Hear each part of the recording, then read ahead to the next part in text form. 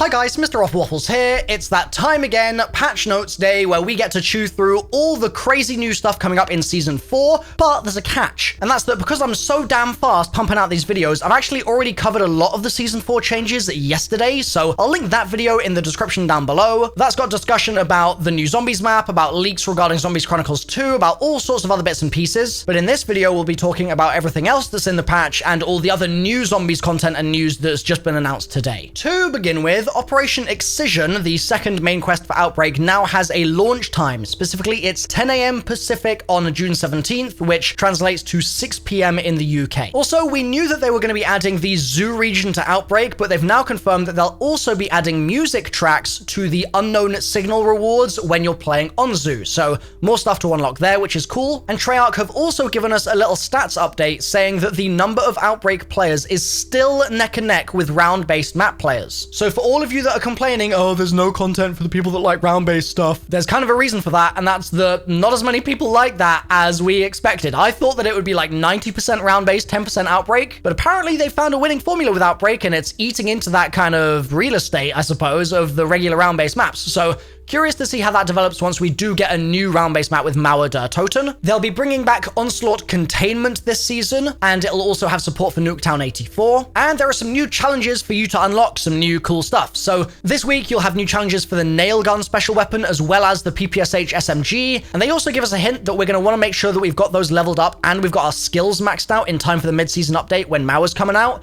I wonder if those weapons are going to be special in that map in some way, or if I'm just reading into this too much, like usual. Either way, let's talk about Mauer. It's got new enemies in it, apparently, which I think is probably something that we were all kind of expecting, but nice to have it confirmed, as well as new quests, secrets to discover, a new upgradable perk, a new wonder weapon, a new crafting item, I feel like this list goes on forever, and much, much more, apparently. We'll also be able to play as Weaver later in the season, which is going to be really weird in zombies, because Weaver's going to be radioing in to Weaver about saving Samantha, who might also be in the party. It's going to get hella confusing, guys. Now, apparently tomorrow, there's going to be a studio broadcast full of info about Mauer der Toten, and there's going to be a guest appearance from Julie Nathanson, who is the one and only Samantha Maxis, so I'll definitely be covering that on my channel. Stay tuned for it. And in totally unrelated, completely contrasting news, Battle Pass and bundle gifting is being implemented into the game. I know this isn't zombie specific, but what this means is you can basically gift your friends the Battle Pass and store bundles now in Cold War. You'll also get a 60-minute double Battle Pass XP token for sending your friend a gift between June 17th and June 30th. But bear in mind, you must have 2FA turned on to use the gifting system, and free bundles, franchise store bundles, and limited time bundles can't be gifted. Sort of on the topic though, this reactive skin is in the Battle Pass. There's actually a couple of different cool things in the Battle Pass, some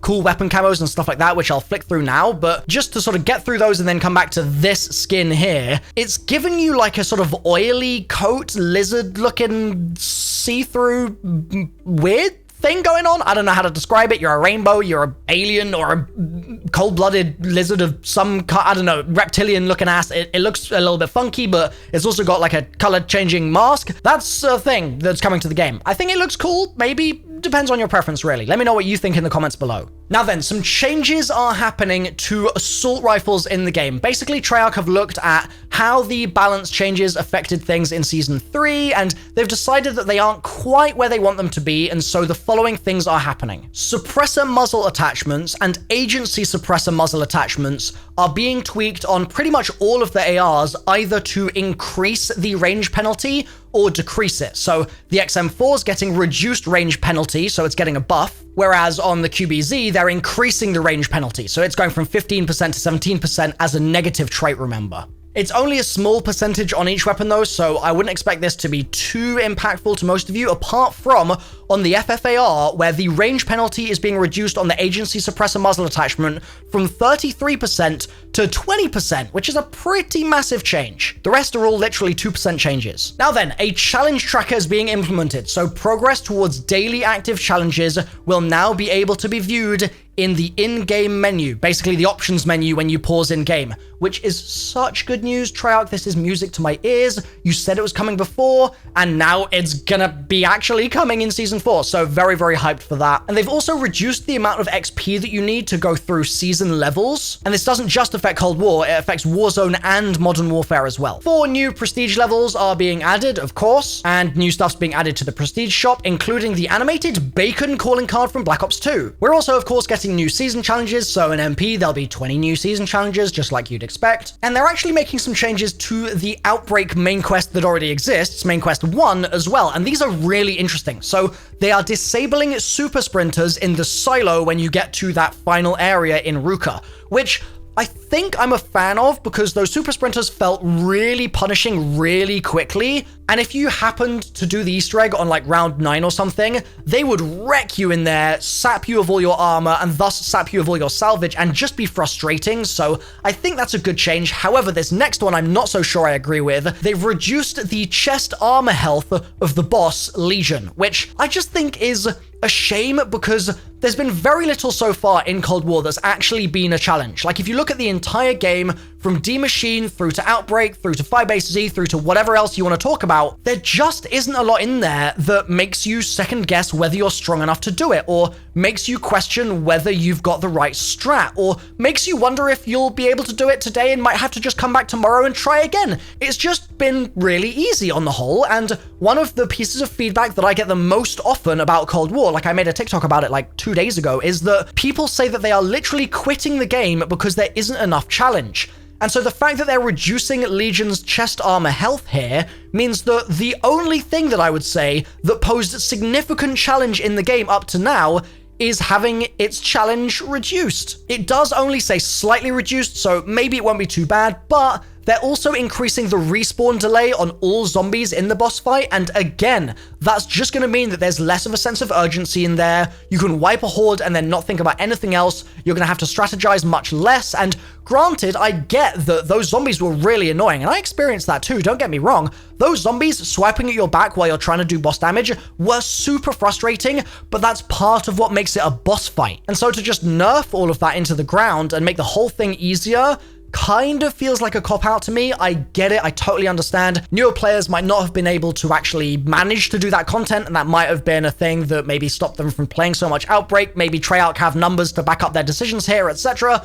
But just from my own personal perspective, I feel like some challenge somewhere is a really good thing, and Treyarch shouldn't entirely shy away from that. Like, if you must, make the round-based map Easter eggs easy. If you must, just do that, that's fine. But leave some challenge somewhere for the hardcore guys. It might be fine, it might not be a cakewalk after this, but yeah, my 2 cents. Anyway, they've added an audio cue when starting and failing certain steps to indicate when zombies will start attacking, and I think that sounds really good, because what that does is it basically gives the player more information to work with and to be a better player with, if that makes sense. And so stuff like that I'm all for, even though it is going to objectively make our lives easier, like knowing better when the zombies will start attacking, but it's up to us to react to that information positively instead of just reducing the boss's health and us having to do less in order to beat it, you know what I mean? So that sounds great. They're also addressing a couple of issues, one where the retrieval canister could fall under the map, and another where the retrieval canister could fall off the player while you were riding a snowmobile on steep terrain. And as always, Dead Ops Arcade 3 has a bunch of really cool changes as well. In first person mode, for example,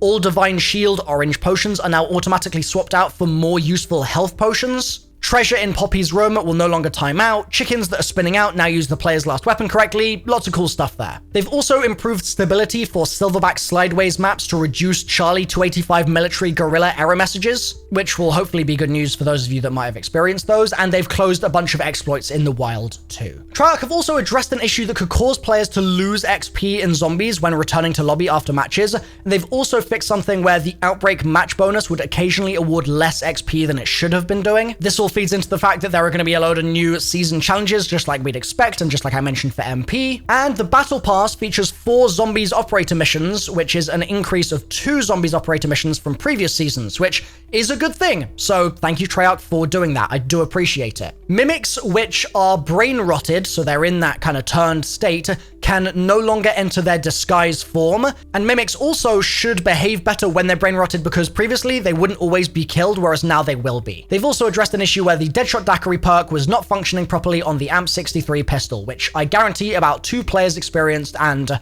I just didn't even know was an issue, but thanks, Treyarch. Anyway, that wraps up everything from me. Hopefully you guys have enjoyed this, and I'd really like to know your thoughts about all those changes to the Legion boss fight that I mentioned. I think that's going to be the biggest kind of point of contention here, so sound off in the comments down below, guys. I'll see you down there. Bye for now.